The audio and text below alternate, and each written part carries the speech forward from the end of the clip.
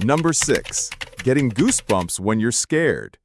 You're watching a scary movie and suddenly your skin decides it's time for a bristle fest. Goosebumps. Tiny, useless hair salutes covering your arms like your body's trying to warn the ghosts that you are, in fact, alert.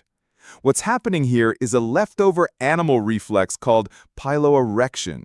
It's the same response that makes cats puff up or porcupines spike out. The idea, make yourself look bigger and scarier. More fluff equals more intimidation. Now, when your ancient ancestors heard a twig snap in the forest, this reflex kicked in instantly. Their body tried to poof up like a prehistoric blowfish. Don't mess with me, I'm huge and definitely not snack-sized. It wasn't just for warmth, it was psychological warfare. Fast forward to today, and our hair is basically decoration, so the same goosebump reflex kicks in, but it doesn't do much except make your skin look like a chicken thigh. Scared? Cold? Emotionally overwhelmed by a TikTok? Boom! Useless intimidation puff. Goosebumps are evolution's big energy flex, minus the actual effectiveness. Number 7. Yawning when you're not tired. You're wide awake. You've had caffeine. You're focused. And then, yawn. Massive, involuntary face stretch that feels weirdly satisfying, but also totally uncalled for. What gives? Well, it turns out yawning isn't just about being tired or bored. One leading theory says it's your brain's way of cooling itself down when it's running hot, kind of like fanning your face with your own jaw. When your brain gets warm from stress, focus, or even social tension, yawning may act like a little internal air conditioner. Another fun twist? Yawning is contagious, because back in tribal times, when one person yawned, it could signal time to rest, or I'm overheating from this situation, and others picked up on that cue. Basically, prehistoric group syncing. And get this. Psychopaths are less likely to catch a yawn from others. Yeah, scientists actually studied that. So if your friend doesn't yawn when you do, maybe keep an eye on them. So, the next time you yawn in a totally inappropriate setting, like a job interview or a funeral, just remember your brain is overheating and trying to group bond, while also cooling down like a busted laptop fan. Science is wild. Number 8. Panic in crowds. Imagine walking into a packed room.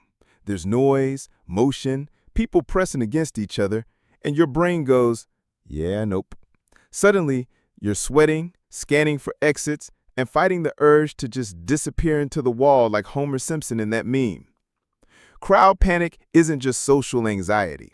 It's ancestral threat detection gone haywire. In the ancient world, tight spaces filled with unpredictable people weren't party vibes. They were danger zones. Stampedes, ambushes, disease, conflict.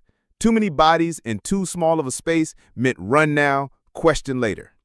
So your brain evolved to sound the alarm when personal space disappears. Your amygdala, aka your brain's little anxiety gremlin, sees a crowd and screams, "This could go Lord of the Flies in about 5 seconds." The irony? Now we pack ourselves into concerts, malls, elevators, and public transportation like meat sardines, and your brain is absolutely not okay with it. Basically, your social survival instincts are just over here short-circuiting while you pretend to enjoy a music festival. Number 9. Your brain hates doing nothing. You ever sit still for like 30 seconds and suddenly your brain starts making up imaginary arguments, overanalyzing your grocery list, or deciding now is the perfect time to relive every cringe moment since 2007? Congratulations, your brain is running its default mode network, aka the we literally cannot sit in silence system. And weirdly enough, it used to be incredibly helpful. 10,000 years ago, if you were just sitting around doing absolutely nothing, you weren't relaxing. You were vulnerable. You could get eaten, outcompeted, or just straight up starve. So your brain evolved to stay mentally busy even during rest. It would plan, reflect, simulate threats, and rehearse social situations, all useful for not dying in a brutal hunter-gatherer world. The problem? Now you have Wi-Fi, indoor plumbing, and couches, but your brain still thinks silence equals danger, so it shoves you into a mental loop of hyperthinking anytime there's a lull. In fact, researchers have found that people would rather give themselves an electric shock than sit alone with their thoughts. Your mind is that determined to avoid nothingness. So next time you're trapped in an overthinking spiral, just know your prehistoric brain is doing a hard reboot because you dared to sit still for 5 minutes. Number 10. Looking for patterns in everything. You ever notice how humans will see a face in a burnt piece of toast or hear their dead grandmother in a radio static glitch? That's pareidolia, our brain's intense need to find meaning in randomness. And guess what? It's not a bug, it's a feature. Pattern recognition was life or death for early humans. Spotting the outline of a predator in tall grass? Crucial. Recognizing seasonal shifts in the stars? Farming gold. Noticing your hunting buddy has started acting weird and might stab you in your sleep? Survival 101. So your brain is a pattern-seeking missile. If there's even a hint of meaning, it'll slap a face, a voice, or a sign from the gods on it. Better to falsely think that Russell in the bushes was a tiger than to ignore it and become a snack. Today, though, it's turned us into creatures who see conspiracy theories in coincidences and ghosts in creaky plumbing.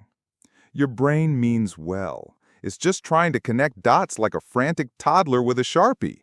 Unfortunately, not everything has dots to connect.